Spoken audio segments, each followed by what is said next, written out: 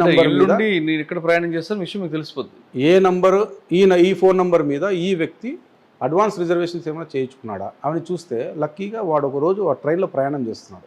వాడిని ఇక్కడే రాయచూరు దగ్గర దింపుకున్నాం వాడిని. మీరు సేమ్ ట్రైన్ జర్నీ చేశారా?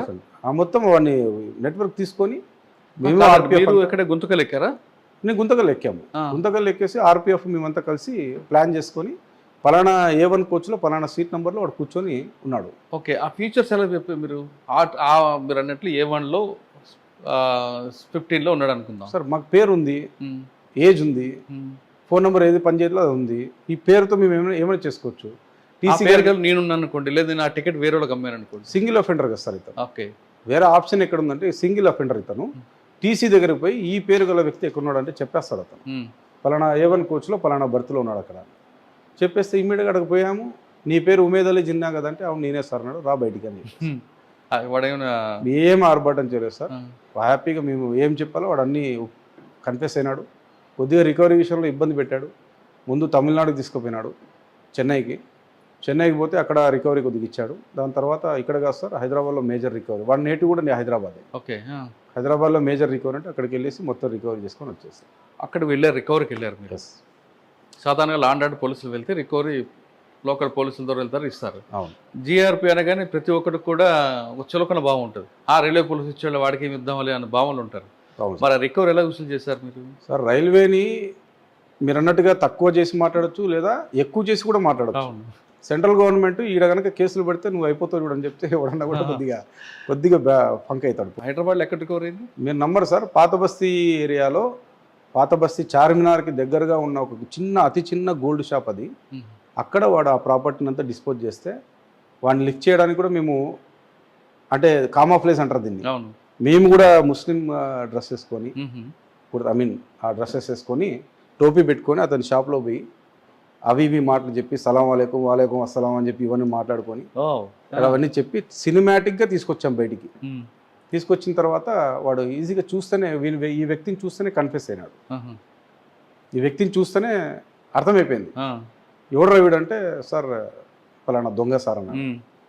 సరే గుడ్, ఏం మరి అంటే సార్ ఇచ్చాడు సార్ ప్రాపర్టీ, అయిపోయింది. అంతేగాని ఫోన్ చేసి జోసించలేదు. జరుగుతాయి సార్, అవన్నీ జరుగుతాయి. అయినా కూడా రైల్వే కేసుల్లో వేలు పెట్టడానికి భయపడతారు కదా సార్. మొత్తం రికవర్ అయింది, మొత్తం రికవర్ 600 చేస్తున్నాడు అడిగారా? మెయిన్ సార్ వాడు ఏం వచ్చేసి దుబాయ్కి వెళ్ళాలి. అండ్ మోర్ ఓవర్ కొద్దిగా ఫ్యామిలీలో కొత్తగా లవ్ మ్యారేజ్ చేసుకున్నాడు అబ్బాయి, డబ్బులు లేవు. సో మనిషి చూడడానికి చాలా స్మార్ట్గా ఉంటాడు. ఎవడు అసలు ముద్ద అని అనుకోడు, అఫెండర్ అనుకోడు. నీట్గా స్మార్ట్గా షేవ్ చేసుకుంటాడు, షూ వేసుకుంటాడు. ఎవరిని టార్గెట్ చేయాలో వాళ్ళని టార్గెట్ చేసుకొని వాళ్ళ ప్రాపర్టీ కొట్టేసుకొని దిగేస్తాడు. ఓకే, ఈ లైన్ ఎందుకు ఇచ్చుకున్నాడు? ఈ లైనే కాదు సార్, వాడు మొత్తం మీరు నమ్మరు, నెల్లూరు, రేణిగుంట, కేరళ, తమిళనాడు ఈ ఏరియాలంతా దొంగతనం చేస్తాడు. వాడు 15 days టూర్ కొడతాడు. 15 days హైదరాబాద్ వదిలేస్తే మళ్ళీ తిరిగి సౌత్ ఇండియా మొత్తం కవర్ చేసుకొని 15 daysకి వాడి చేతిలో ప్రాపర్టీ. ఒకవేళ హ్యూజ్ ప్రాపర్టీ కనుక దొరికితే ఇమ్మీడియట్గా ఎయిర్పోర్ట్ పోతాడు, ఫ్లైట్ ఎక్కేసి హైదరాబాద్కి వెళ్ళిపోతాడు. అంటే సరిపోదా డబ్బులు? ఇంత ఎన్ని చేసినా, ఇన్ని ట్రైన్లు కొట్టినా ఆవిడకి? లేదు సార్, ఎట్లా సరిపోతుంది? ఇప్పుడు కొట్టేసాం దొంగతనము, లాట్ ఆఫ్ మనీ దొరికింది, అయిపోయింది, మళ్ళీ కావాలా? సో ఇది ఈజీ యాక్సెస్ అయినప్పుడు నేను ఎందుకు వదులుతాను ఆ ప్రాసెస్? ఓకే, వాడు ఇప్పుడు ఎక్కడున్నాడండి? వాడు ఇప్పుడు అంటే కేసు ట్రైల్ నడిచింది, అంతా అయిపోయింది, దాదాపు సంవత్సరం రోజులు లోపలే ఉన్నాడు. తర్వాత ఎక్కడికి వెళ్ళినాడు నెక్స్ట్ వాడి మీద వాచ్ ఉంది. వాచ్ 100% ఉంది సార్. ఇల్లు మార్చేశాడు, అంత లొకేషన్ తెలిసిపోయింది కాబట్టి అంత లొకేషన్ మార్చాడు. అయినా వన్ ఫోన్ నెంబర్ ట్రాకింగ్లో అయితే ఉంది. అదేలేండి. తర్వాత సార్ బాగా ఇంకా గుర్తుండే case sir next signal tampering case అని చాలా ఇప్పుడు సార్ చెప్పారు. ధర్మవరం దగ్గర ఒక కేసు చెప్తున్నారు మీరు, అందులో కన్విక్షన్ కూడా చాలా ఎక్సలెంట్ కేసు సార్ అది. అంటే మానవ పాయింట్ ఆఫ్ వ్యూలో, హ్యూమన్ పాయింట్ ఆఫ్ వ్యూలో అలాంటి సంఘటనలు ఎవరికి జరగకూడదు, కానీ అలాంటి సంఘటన జరిగింది. ఒక ప్రెగ్నెంట్ లేడీని ఒక నోటోరియస్ ఏమంటారు అంటే సెక్షువల్ పర్వర్టెడ్ ఫెలోస్ ఉంటారు కదండి, కొద్దిగా వాళ్ళు కొంతమంది అంటే ఒక వ్యక్తి ఒకే అఫెండరు, అంటే మేము రాకముందు జరిగింది ఇన్సిడెంట్ ఇది. అదే బాత్రూమ్స్ కానీ టాయిలెట్స్ కానీ వెళ్తా ఉంటే డోర్ పక్కన నిల్చొని ఆమె ట్రైన్లోనే మిడ్నైట్ ఆ టైంలో ఆమెను బయటికి పుష్ చేసినాడు. అయ్యో, ఆమె ప్రెగ్నెన్సీ కూడా పోయింది అనుకుంటాను. ఎందుకంటే బికాస్ ఆఫ్ ఆర్నమెంట్స్ కోసము అండ్ సమ్ అదర్ థింగ్. అది పాపం ఆమె చాలా సెన్సిటివ్ హైలైట్ అయింది సార్ కేసు అది. అప్పుడు మోహన్ ప్రసాద్ సార్ అని చెప్పి సిఏ గారు ఉన్నారు అప్పుడు ధర్మవరంలో. అండ్ రమేష్ బాబు అని చెప్పి మన రమేష్ బాబు సార్ అని చెప్పి తిరుపతి డిఎస్పీ ఉన్నారు. ఛాలెంజింగ్గా తీసుకున్నారు ఆ కేసుని. ఇమ్మీడియట్లీ వాడిని పట్టేసుకున్నారు, వాడిని రిమాండ్ పెట్టినారు. ఇప్పుడు 14 years కన్విక్షన్ పడింది వానికి. సూపర్. వాడు అంత ఈజీగా దొరికాడు సార్? అంత ఈజీగా దొరకలేదు సార్, పాపం వాళ్ళు చాలా కష్టపడ్డారు. దాదాపు 7-8 days వాళ్ళు వదిలేశారు. ఇంకా మొత్తం ఫీల్డ్లో తిరుగుతున్నారు. వినుకొండ అనే ప్రాంతంలో దొరికాడు వాడు. అది ఎక్కడో సీసీ కెమెరాలో వాని ఫుటేజ్ రంగు కలర్ షర్ట్ బట్టి క్యాచ్ చేసినాడు. వాడు ఆ కన్ఫెస్ కూడా అయినాడు, ఆ కేసు అది ఒప్పుకున్నాడు. ఆమె కూడా వీడే అని చెప్పేసి. అలాంటి మంచి క్లాసిక్ కేసు. అంటే చెప్పేది ఏమన్నా సార్, రైల్వే ప్యాసింజర్స్ ఎంతసేపు డబ్బులు నగలు తీసి పెట్టుకునేదే కాకుండా మిడ్ నైట్లో దయచేసి యూరినల్స్కి పోయేటప్పుడు ఒక్కరు మాత్రం పోవద్దండి. మరి ఎలా సెక్యూరిటీ అంటే, ఇప్పుడు వాకిళ్ళ దగ్గర ఎవరు వెయిట్ చేస్తుంటారు, ఎవరు క్యాచ్ చేయలేరు కదా సార్. వాడు అడ్వాంటేజ్ తీసుకోవడానికి ఏదైనా చేస్తారు. అంటే ట్రైన్లో జర్నీ చేసే వాళ్ళు మేల్ ఆర్ ఫిమేల్ ఒంటరిగా మాత్రం యూరినల్కి వెళ్ళకూడదు సార్. అంటే అవకాశం, ఇప్పుడు ఒకరే ప్రయాణం చేస్తున్నప్పుడు తప్పదు, కానీ ఎందుకన్నా మంచిది కొద్ది ప్రికాషన్స్ తీసుకొని. అంటే 9 o'clockకి 10 o'clockకి మనం ఆ ప్రాసెస్ని కంప్లీట్ చేసుకొని అర్లీ మార్నింగ్ వరకు కొద్దిగా పేషెన్స్తో ఉండి, మరి మార్నింగ్ అవర్స్లో పోతే అప్పుడు అందరూ తిరుగుతుంటారు కాబట్టి ప్రాబ్లం లేదు సార్. 1 గంటకి 2 గంటలకి. కానీ వాష్రూమ్కి వస్తున్నప్పుడు ఆల్రెడీ డోర్ దగ్గర కొంతమంది ఉంటారు. అవును సార్. మరి అప్పుడు ఏం చేయమంటారు? అది సార్, అది టైమింగ్స్ ఈజ్ ఇంపార్టెంట్. నేను చెప్పేది మిడ్ నైట్లో అనవసరంగా మనం, అంటే ఆ టైంలో మిడ్ నైట్లో మనం లేచిపోయేటప్పుడు వాడు ఆ సిచ్యువేషన్ అడ్వాంటేజ్ తీసుకొని ట్రై చేస్తాం. రైట్.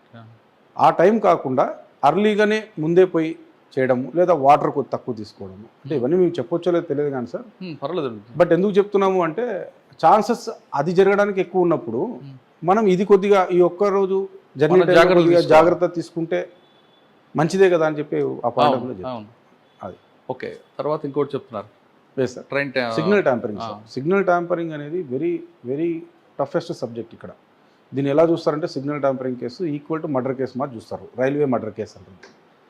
డిపార్ట్మెంట్ చూస్తుందా? ఆర్పిఎఫ్ వాళ్ళు చాలా సీరియస్గా తీసుకుంటారు దాన్ని. ఎందుకంటే సార్, మెకానిజంని కట్ చేయడం.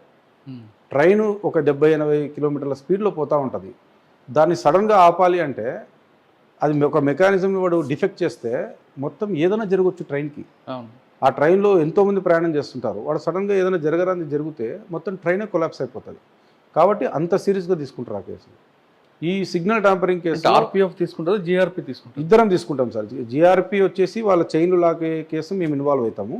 ఆ సిగ్నల్ని కట్ చేసే కేసు మాత్రం ఆర్పిఎఫ్ వాళ్ళు కేసు కడతారు. ఏ సెక్షన్ పెడతారండి అందులో? సార్ వాళ్ళు వచ్చేసి 174 railway act, 174 railway property act ప్రకారం వాళ్ళు దాని మీద సిగ్నల్ సబోటేజ్ అని చెప్పి ఈక్వల్ టు మర్డర్ కేసు. వాళ్ళకి ఈ మర్డర్ కేసుతో సమానం ప్రాపర్టీ విషయంలో. మనకి చైన్ స్నాచింగ్స్ లాగుతారు కాబట్టి మనం రెగ్యులర్ రాబరీ కేసులు అవి కట్టుకుంటాం. అయితే ఈ సెక్షన్ ఆఫ్ పీపుల్ ఎవరున్నారంటే సార్, బాగా యాక్టివ్గా మహారాష్ట్రలో ఉన్నారు. మహారాష్ట్రలో షోలాపూర్ అనే ప్రాంతంలో కొన్ని ఏరియాస్ ఉన్నాయి. వీళ్ళు ఏం చేస్తారంటే, కరెక్ట్గా సమ్మర్ టైంలో బయలుదేరతారు. కరెక్ట్గా ఈ వర్షాలు తక్కువ ఉన్న టైంలో బయలుదేరేసి ఒక పాయింట్ని చూజ్ చేసుకుంటారు వాళ్ళు మ్యాపింగ్లోనే. గుంతకల్ అయితే చేయరు, జంక్షన్ గుంతకల్ పక్కన ఏదైతే చిన్న రైల్వే స్టేషన్ ఉందో ఆ రైల్వే స్టేషన్ని చూజ్ చేసుకుంటారు. ఆ రైల్వే స్టేషన్కి లోకల్ ట్రైన్లో ముందే పోయి చేరుకుంటారు. లోకల్ ట్రైన్లో చేరుకున్న తర్వాత దిగి, అక్కడ మనుషులు ఎవరు దిగని ప్రదేశం కాబట్టి అక్కడే భోజనాలు అవన్నీ తెచ్చుకుంటారు, తినేస్తారు.